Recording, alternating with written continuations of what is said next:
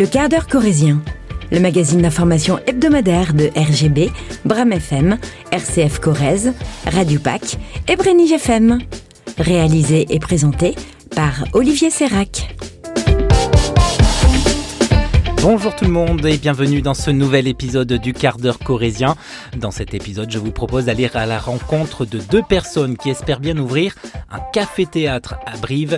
Et après plusieurs mois de recherche et de questionnement, notamment sur le financement de ce projet, l'ouverture de l'Improviste, c'est le nom de ce café-théâtre, et bien son ouverture est imminente. En fin d'émission, pas de prescription culturelle particulière, mais une inquiétude quant à l'avenir du Pass Culture collectif, un dispositif qui permettait aux classes scolaires d'aller au spectacle. Or, ce Pass Culture collectif est pour l'instant gelé et vous entendrez les inquiétudes du monde culturel dans le département. Le quart d'heure corrézien, vous avez le menu, c'est parti.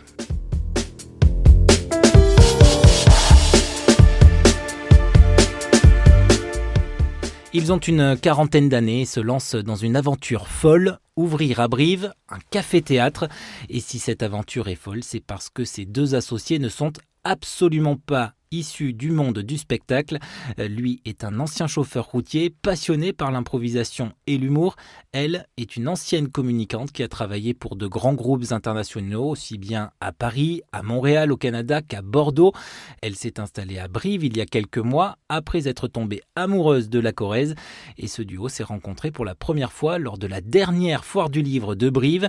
Lui avait l'idée en tête et en discutant avec elle, il a vu qu'il pourrait avoir les moyens de construire ensemble leur projet de café-théâtre baptisé l'Improviste. L'improviste, ça va être l'histoire de ma vie, ça va être ma passion. Rudy Garnier, l'initiateur de l'Improviste. Quand j'étais ado sur la région parisienne, j'allais voir les cafés-théâtres, j'allais dans des caveaux. Et ce projet-là, c'est ce que je veux apporter, c'est mon image, ce que j'ai pu faire aussi pendant plusieurs années en tant que président d'une association. Je veux faire découvrir les artistes locaux parce que vous imaginez pas dans le bassin, que ce soit de Brive ou même aux alentours, tous les artistes locaux qu'on peut avoir. Je veux que que l'Improviste soit un lieu culturel, que on ne vienne pas que pour un spectacle, qu'on vienne pour une âme. C'est quand tu viendras à l'Improviste, tu viens pour passer un moment, mais tu ne sais pas ce que tu vas vivre réellement. Si le projet est avant tout artistique, Claire Lemâtre, elle, souhaite aussi y apporter une touche éducative. On a le projet qui me tient vraiment à cœur parce que j'ai travaillé dans des écoles pendant plusieurs années, de mettre en place des partenariats avec les écoles de la ville, avec les lycées. Je sais qu'il y a des options théâtre, par exemple, où on pourrait proposer des ateliers et faire une passerelle avec la scène. Voilà, leur proposer s'ils se sentent capables, s'ils ont envie de se lancer sur la scène de l'improviste. Mais pour y arriver, le duo a dû faire face à de nombreux problèmes, admet sans sourciller Rudy Garnier. Ce qui a été compliqué, c'est déjà de trouver ce qui est le nerf de la guerre, l'argent, le financement. Donc demander les financements aux banques, c'est pas évident, parce que un café-théâtre, ils n'ont aucun recul, ils savent pas ce que ça se passe. Il n'y a pas le café-théâtre qu'on va vous proposer avec Claire. La même formule, vous ne le trouvez pas à 200 km aux alentours. Donc voilà, il faut quelqu'un qui y croit à notre projet. Là, récemment, on a eu quelqu'un qui nous a cru à notre projet parce que elle savait de quoi on parlait, une ancienne parisienne qui avait déjà fait aussi d'expérience dans le théâtre. Donc elle a tout de suite cru à notre projet. Donc c'était ça le plus compliqué. Le nerf de la guerre, c'était de vraiment trouver les financements et de se mettre d'accord avec tout le monde. Aussi, si une partie des spectacles sera gratuite, le duo, pour pouvoir aussi vivre de son activité, proposera des soirées payantes. On sera ouvert du mardi au dimanche. Le mardi, ça sera des soirées à thème, blind test, karaoké. Ça c'est des soirées gratuites, ça c'est pas souci. On aura quelques concerts qui seront avec des entrées payants. On aura l'impro show, un événement d'improvisation qu'on va faire tous les mois, qui sera lui gratuit. Donc voilà. Et après, oui, c'est des spectacles payants, c'est des humoristes qu'on a contactés qui viennent de partout, des quatre coins de France. Donc l'entrée à peu près entre 18 € pour les adultes et 15 € pour les moins de 16 ans. Voilà, donc comment on va vivre de ça ? Oui, nous ce qu'on va vivre c'est de faire remplir nos 80 places, c'est surtout ça, voilà. 80 places qui se trouveront donc dans un ancien restaurant du centre-ville de Brive, rue Majour. En plein cœur de Brive, voilà, donc oui, on sera au 16 rue Majour, en l'emplacement des restaurants Les Viviers Saint-Martin, donc oui, les 80 places seront là.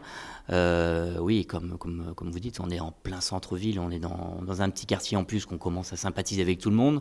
Pour moi c'était une obligation parce que pour tout vous dire, j'avais trouvé un premier local pas très loin et malheureusement il était magnifique et il y avait trop de difficultés sur l'accessibilité.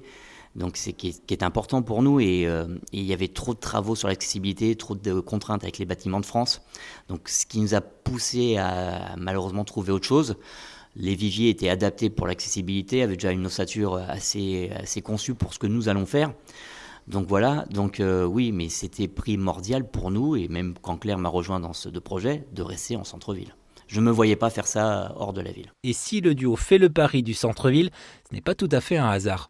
Parce qu'il faut que ça reste vivant, il faut que ça reste un endroit où les gens, voilà, oui, bon, il y a des stationnements un peu partout, mais il faut que ça reste un endroit où les gens arrivent à s'identifier. Un endroit hors de la ville, je ne vous critique pas, mais pour moi, voilà, c'est pas assez vivant pour moi. Là, vous avez des restaurants, vous avez des bars autour. On n'est pas là pour faire de la concurrence, on est là pour s'entraider. Vous faites un spectacle chez nous après 21h, si vous allez faire, vous avez des restaurants à pied aux alentours qui sont pas loin. On n'est pas un bar à bière, on sera un café-théâtre, on proposera des boissons, on proposera des planches pour apéro ou pour après. Mais si vous voulez voir une bonne bière, vous avez des bars à bière, on est assez équipés pour ça. Alors que la signature du bail ne devrait intervenir que début avril, la programmation, elle, semble déjà prête et Rudy Garnier semble très confiant. Tous les artistes la majeure partie des artistes qui viennent à l'improviste cette année, parce que la programmation est complète jusqu'au 31 décembre 2025, on a des dates de 2026 qui commencent à se remplir. Là, toute la programmation va être sur notre site internet, il y a une bonne partie déjà. Mais tous les artistes, oui, ils viennent de Nantes, de Paris, de Marseille, de Lyon. Donc voilà, et quand tu leur téléphones, dire vous connaissez Brive ? Oui, Brive, je connais, je passe par quand j'y vais à Toulouse. Là maintenant, ils vont s'arrêter.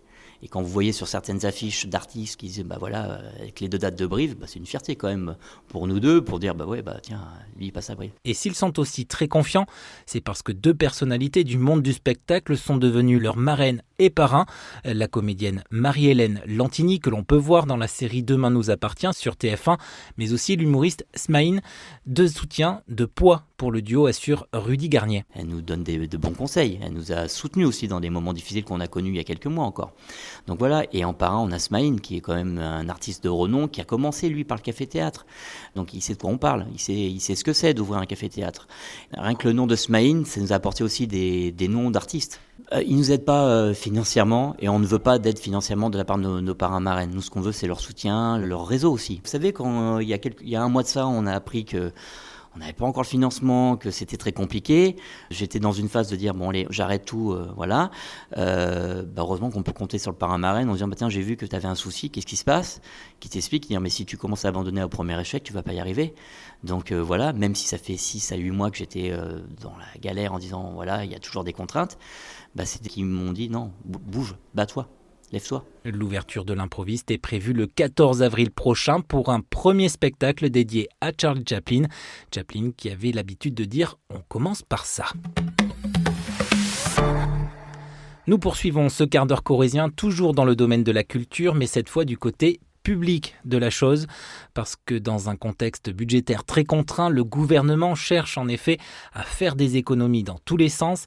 Eh bien, le pass culture collectif est mis en sommeil en ce moment. En clair, ce dispositif qui permettait à des classes entières d'aller au spectacle, eh bien, cet accès à la culture est sinon arrêté, au moins gelé, de quoi faire naître de nombreuses craintes, notamment chez les profs, à l'instar d'Emmanuelle Dumas.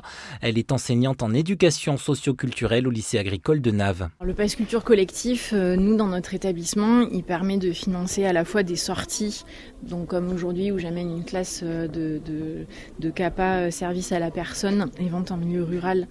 Je pense que pour la plupart d'entre eux, c'est la première fois qu'ils ont l'occasion d'aller voir un concert. Donc ça permet des sorties en classe, ça permet aussi des sorties pour des élèves. Nous, on a une école du spectateur, donc on les amène au théâtre, ce sont des élèves volontaires. Et puis ça permet aussi des interventions d'artistes sur l'établissement. Donc par exemple, avant les vacances, il y a un écrivain qui est venu, il y a un artiste d'art de rue qui est venu, de collage de rue, qui est venu au mois de septembre avec d'autres classes. Il y a d'autres artistes qui vont venir au mois d'avril et mai. Et donc du coup, tout ça c'est financé par le Pass Culture. Ça nous donne une souplesse et une facilité de financement et de travail avec les artistes qui permet de se concentrer sur l'apport pédagogique et éducatif, parce qu'on ne passe pas du temps à monter des dossiers de demande de subventions qui seront validé ou pas. Donc ça, c'est très précieux pour nous. Parce que le temps, on l'accorde aux élèves et à la rencontre avec les artistes. Donc ça, c'est l'avantage du Pass Culture. L'impact que va avoir l'arrêt du Pass Culture, c'est probablement la fin de ces projets. Moi, je travaille en lycée agricole. On a beaucoup d'élèves qui sont soit issus de milieu rural, soit issus de milieux où aller voir un spectacle ou rencontrer des artistes, c'est pas forcément quelque chose qu'on fait facilement. Et pour autant, c'est une façon pour eux d'avoir un point de vue sur les choses différents, du coup une réflexion différente, et ça leur permet de devenir des adultes et des citoyens éclairés. Et je crois que par les temps qui courent, c'est quelque chose sur lequel il ne faut pas mégoter.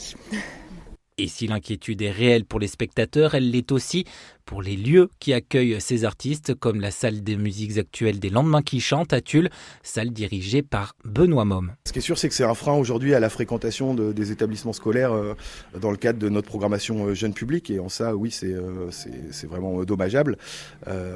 C'est un empêchement aujourd'hui pour les publics scolaires à venir découvrir des spectacles. C'est un frein à l'accès à la culture et c'est un frein à l'expression de la diversité. Ça fait partie aussi du projet qu'on porte que de sensibiliser les jeunes générations à la culture, qui doit leur permettre à un moment de s'ouvrir à la diversité et aux expressions artistiques diverses. Au-delà de l'impact financier, c'est plus la philosophie. Déjà, en vrai, une coupe budgétaire en direction de la culture, c'est jamais un très bon signal, d'autant plus qu'aujourd'hui, les économies de nos lieux sont quand même assez compliquées. Ça reste un frein à l'accueil des établissements scolaires et effectivement, les structures culturelles en région, particulièrement là où l'offre est moins dense, vont souffrir de ça.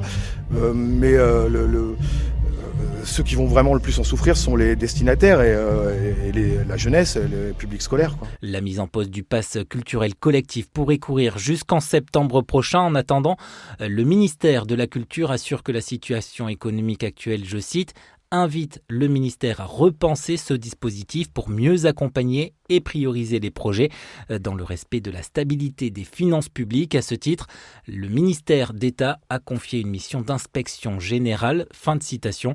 En clair, un audit est en train d'être réalisé afin de savoir comment le Pass Culture collectif pourrait évoluer à l'avenir.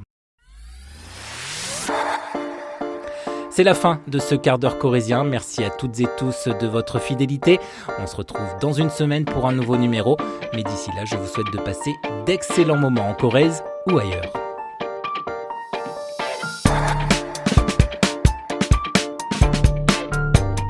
Retrouvez le quart d'heure corrézien en réécoute sur nos sites internet, mais aussi sur les plateformes d'écoute Spotify, Deezer et Apple Podcasts.